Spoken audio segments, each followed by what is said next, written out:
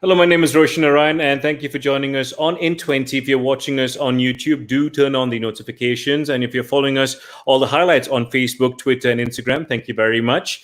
And if you do so, you'll spend the next 20 minutes with a couple of friends of mine. As per usual, on a Sunday, we are Pitchside Live with Danny Mills, who's at Turf Moor. It looks really warm and fun, Danny. How are you doing?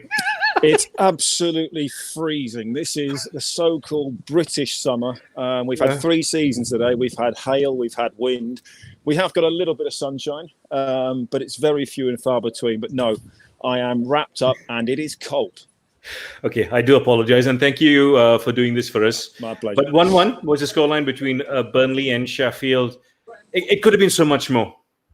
Yeah, it was a good game. Sheffield United started very, very well. I was quite impressed the way they started. They looked the better side. Had a couple of chances early on. They didn't take those. And then once Burnley scored, they came back into it. I mean, it was very, very windy. It's swirling round. It was difficult for both teams. The goals came from set pieces, just lapses in concentration. Both set pieces, there was a little flick on. And then, sort of tap-ins at the far post. Obviously, the Sheffield United goal was a magnificent finish. 2 centre-halves scoring. Both teams very, very organised. At the start of the game, they'd have probably said a point, okay, they'll take that. But I think both teams will be disappointed they didn't come away with more. Is that the end of the Euro trip for Sheffield for you, or there's an opportunity still for you? I think it's the end of it was Burnley's last chance. They had to win that game to give themselves a real chance in that. Sheffield United, they're still there or thereabouts. Oh, sorry, it's so windy. I nearly got blown over then. A last minute save. Sheffield United still have the opportunity, I think. Results have to go their way, and they're going to have to come up with some fantastic form. So this is how bad it is. This is live TV for you. But no, Sheffield United, they need results to go their way, and they might just have an opportunity. Okay, I thank you, Danny. On behalf of everyone who is watching this, you're risking your life. You're risking the equipment as well. But let's talk about... I'm more concerned about my phone rather than about my life. I think it's worth more. You know what's really worth more right now? Ole Gunnar Solskjaer is compared to what his value was at the start of the season, let alone before the whole break happened. He seems to have turned things around at United. Well, they've got some quality players, haven't they? And the combination between Nemanja Matic, Bruno Fernandes and Paul Pogba really seems to be working. I think, Pogba seems to be relishing the challenge, if you like, alongside Bruno Fernandes. He's had to step up. He wants to be the main man. And that looks like it's a combination that's working. Some good young players that he's given opportunities to. I still think there are a couple of players short if they're going to go on and really challenge next season. And I would say that's probably a centre-half to go alongside Harry Maguire and an out-and-out goal scorer as the number 9. They've got great quality either side of that. Rashford has done brilliant. I'm not convinced as Martial as the number 9 long-term. Mason Greenwood, fantastic talent. But he's possibly a little bit too young to take on that mantle of the number 9 shirt, for the next season. Oh, so would you bring in Harry Kane as a simple solution? I think if you can get him, that's going to be also the problem in this transfer window. Who can you get in for the right amount of money? Manchester United have already sort of bulked at the, they're only prepared to pay 50 million for Jadon Sancho. Dortmund probably want, maybe in excess of 100, and Manchester United said that's way too much. So who can you get in at the right price? It's going to be very, very difficult. And as we know, Manchester United's transfer policy and recruitment policy over the past 5 or 6 seasons has been really poor. So there's no money at United. That's very hard to believe, Danny. It's Manchester United, Well, it's not whether there's no money; it's whether they're willing to spend it, and also how that looks. Of course, with the world in crisis still as it is, and I think in terms of economy-wise, things are going to get worse because here in England, you've had a furlough scheme where people have been getting paid and not having to work. As they start to return to work and that disappears, firms will start to go bust. People will start to lose their jobs. as a football club, can you expect season ticket holders to spend all their hard-earned money? Can you expect them to have television subscriptions, to buy kits, and then, without them really getting what they need, with having no jobs, and then a club goes and spends £100 million on a player? It just doesn't look right. It's not a good look for all those football clubs, and I think that could alienate the fans. So would this be the perfect opportunity with the system they've been deploying right now on the field? The return for Alexis Sanchez at Manchester United. Alexi who? I've forgotten he was even a Manchester United player. I think it'd be very, very difficult for him to come back unless he's suddenly had a huge change of heart. Yeah, completely different attitude. I think it'll be one of those that they try and get him out, try and get some money in for, and use that money to bring other players in. I mean, you've been hearing sirens going off in the background, and if you're watching and if you're trying to figure out what the noise is, it is gusts of wind trying to blow Danny Wacky standing right off the stands. We really do appreciate it, Danny, for you sticking with us. But would you stick with Matich in midfield for Manchester United, or is Scott McTominay good enough to start for United on a regular basis? I think a combination of the both. I think McTominay can learn an awful lot from Matich. I still think Matich is a fantastic player.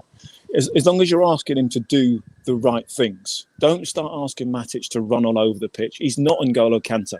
He's not going to be chasing all over the place. But if you want him to sit in front of that back four and protect and pass the ball, very, very simple, he is brilliant at that. If you put legs either side of him and in front of him, as you have now with Pogba and Fernandes, then you've got a real good combination of a three. Because Matich, you don't want him to get drawn out wide. You don't want him to get drawn out of that middle area. He's got great experience. Look at the likes of when people said that John Terry was gone. His legs had gone. He can't play in the Premier League anymore. I think he won, he got best defender in the Premier League that season. Because those defensive positions, sometimes it's just about being in the right place at the right time. And that all comes with experience. And McTominay can learn an awful lot from Matich in that position. In his prime, when he does get more regular games, will he be better than Matich for you? I mean, it's difficult to say, isn't it? I mean, Matich has been sensational. When he first came to Chelsea, he was absolutely magnificent. He's won multiple trophies. There's not much he hasn't won in football. I mean, he's been a superb player. I think, if he gets anywhere close to being as good as Matich, then Manchester United will be very, very fortunate. Okay. You mentioned Chelsea, and I know you're quite a fan of Chelsea. Your boys as well, correct? Yeah, they are. Yeah, two of my boys are big Chelsea fans. And you mentioned John Terry, Matich, Lampard. You can never take that away from the history of Chelsea Football Club. Him as a manager and the signings they have done, it is unbelievable, Danny. The names they have recruited for next season. Well, they did it with Pulisic, didn't they? They got him sort of 6 months early. And that worked. They've now got Ziyech as well, coming in from Ajax, who looks like he's going to be, he could be absolutely sensational. Pulisic on one side, Ziyech on the other. Whoever you're going to play down the middle, and that could be Timo Werner. Another outstanding player. I still think Chelsea defensively, the left back seems still a little bit of an issue, and they haven't quite worked out their centre back pairing as yet. Could that be Rudiger and maybe Tomori? That could be fantastic. That could be a real opportunity for Chelsea to go in there next season. But I think Chelsea are building for the future, and I think people are looking at it and going, players are going, "Oh, Frank Lampard, he's given youth players a chance. He's given the young players an opportunity to go out. He's given them confidence. He's making big decisions when he needs to." But look at the likes of Mason Mount, who has really come on. I think if they can hold on to some of their senior players, and I put Willian in that, and even the likes of Giroud, who is fantastic to have around the place, obviously scored last night, and you add that young enthusiasm to that as well, you've got a great opportunity. So what has Frank Lampard done right? Like you mentioned, the young players being brought in, the players he's been signing, but tactically for you, is there still some things he can learn defensively at least? Oh, of course there is. He's very, very new to management. We know that. but he's got all the experience as a player. He's worked under some of the best coaches in the world and been very, very successful in all that. It's been absolutely superb. I think what he has got is an exceptional coach in Jody Morris, who was at Chelsea for a long, long time and took him to Derby. And they were relatively successful there, did very, very well. Coaching is completely different to management. I think Frank, yes, he's on the training ground and he's having an influence on it, but he leaves most of the training up to his other coaches and his staff. But Frank is a very, very intelligent player or intelligent person, and his man management skills will be superb. He knows when to put an arm around players, and he knows when to, give them a little bit of a dressing down, and really make a point. And I think that is one of the biggest skills in management is knowing the right times to praise people and the right times to criticize people. So let's praise Jody Morris, as you mentioned. What has he implemented during those training sessions? Have you heard anything from these players, from the coaching staff? I know you're quite close to them, Danny, so don't lie. As a player, you want training sessions to be engaging, informative, and you want to learn, but you want it to be fun. And I think that's what you're seeing from Chelsea at the moment, this youthful enthusiasm. You've got, a young manager, a young coach that with, maybe slightly new ideas, and that's what they're doing. And if you turn up to training every day, if you turn up to your place of work and you're happy and you're enjoying it, you are going to perform better. Productivity is going to go up. And I think that's what we're seeing from Chelsea. And you're seeing the likes of Mount that are coming through. Tammy Abraham coming into that, Pulisic as well. All these young players playing with a freedom, playing with expression, and being given the confidence to go out and do that. It's not restrictive football in any way, shape or form. So I know it's early days, and I know you mentioned, Frank's new at the job. But if I were to put you on the spot, which I usually do, who's done a better job so far? Ole Gunnar Solskjaer at Old Trafford with his transformation of the Red Devils, or Frank Lampard with Chelsea? Well, it has to be Chelsea at the moment. I always thought Chelsea had a good enough squad to stay in the top four. But I think Frank has introduced a new way of playing. He's also kept them winning. And he's kept them pushing for Champions League football as well. And of course, they did have the transfer ban, which hasn't worked out too badly for them at all, because he had no choice, but maybe had to throw a few extra youngsters into it. Ole Gunnar Solskjaer has done okay, but I think there was a lot of people, when you look at some of the performances in the early part of the season, were expecting more. There was a lot of influences outside that. Dealing with Paul Pogba week in, week out was always going to be difficult for him. But I think right now, as it stands, Frank Lampard has probably got more settled squad, and he's probably got better recruitment at the moment as well. And that always boils down to the owner, what they pumped into the football club. And we can talk about a game that's going on right now. It's Newcastle 1, West Ham 1. It's halftime. But the question for you is this whole thing about Newcastle being up for sale. It's kind of been, it's kind of gone away because of this whole COVID-19 situation. Do you think that'll happen once things settle down? Well, we keep hearing over here that it's imminent. It's going to happen sooner rather than later. I think we all expect it to happen. Now that football obviously has restarted, we have some idea of what next season is going to look like at least.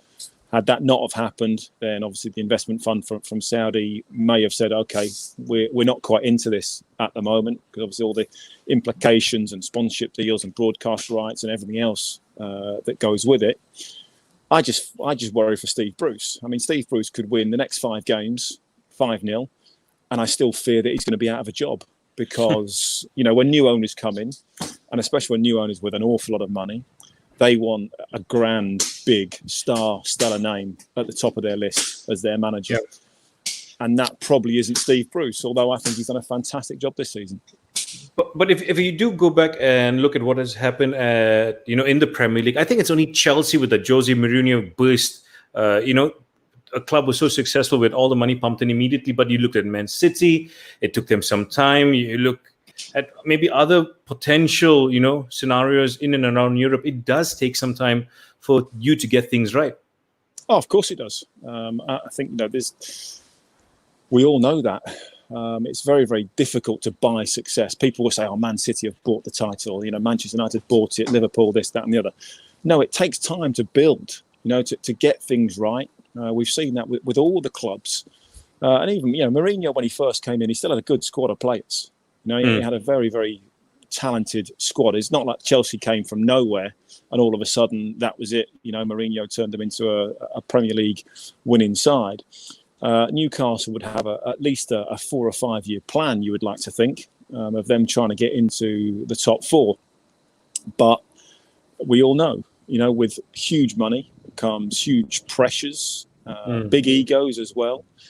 And is Steve Bruce going to be their man? I'm just not convinced. And I feel sorry for Steve Bruce. Mauricio Pochettino has been a name that has been mentioned several times. And obviously, if and when this takeover takes place, that he could be the man to come in. Wow. Would Pep Guardiola come under that category of names, you'd put on that list to be the new manager for Newcastle? I think you'd have to throw an awful lot of money at him. That's for sure. Of course, he's still got unfinished business at Manchester City. That could well depend on what happens with the Champions League and whether they are kicked out of it, whether they are kicked out of it for a season, whether it be 2 seasons. There's all sorts going to be going on at Manchester City in the next few months as that appeal process, follows through. But Guardiola, would he want to start on a brand new project? It's not him, is it? Went to Bayern Munich that were, champions of Europe. Went to Manchester City that were, an incredible side with lots of money to spend. Would he want to start from scratch at Newcastle? I very much doubt it. So if you say Pochettino is the guy who would build a squad similar to what he did at Tottenham, shouldn't United be looking at him? I know this is a name on topic we've spoken about, but with a real-life scenario like Newcastle coming in and taking Mauricio Pochettino, shouldn't Manchester United being a bit weary and say, we need to get this guy in? Definitely. I've said that all along. Solskjaer was a short-term replacement. And I'm still not convinced he's the man long-term. Results may say otherwise. Performances may say otherwise. But I think a lot needs to change at Manchester United if Ole Gunnar Solskjaer is going to be there for the next 4 or 5 seasons and be successful. Every young manager needs an opportunity, needs a chance. Have we seen enough from Ole Gunnar Solskjaer to this point to say, right, over the next 3 years, he's really going to take them forward? I still think the jury is out on that one. He's done a good job. Yeah. But there are possibly other managers out there with more experience. And if Manchester United don't make it into the Champions League this season, then you do have to wonder what the owners will be thinking. And apologies if you can hear a lot of noise, but it's now, I don't know if you can see this. Probably it is now absolutely tipping down here in Burnley. It is Malaysia. I've got Malaysian rain. Yeah. At Turf Moor. The problem is it's about 20 degrees colder. Oh dear me! You know what, Danny? I'm going to let you go. The camera almost dropped. You nearly got blown off. In terms of the winds. But football's back, Roshan, and that's the best thing. And I'm here. I've been to a live game. I mean, there's 300 people allowed in to watch live football at the moment. I'm very, very privileged to be here. Glad that you can join me. But as you can see, it's. I don't know how much of Burnley you can see, but yeah, it is absolutely. Oh my God! It is tipping down. It's like the middle of winter here right now. But no, it's a pleasure as always to join you, and no doubt I'll be back soon. Hopefully somewhere slightly warm. Okay, Danny, thank you very much. The wind is really picking up. I'm going to let you go. Get home safe, and please text me when you do get home. Yeah, take care, Danny. We shall talk to you soon. Oh my goodness, have fun trying to get home, Danny. Don't forget to follow us on Instagram, Twitter, and Facebook, and turn on the notifications on our YouTube channel. Till the next time, take care.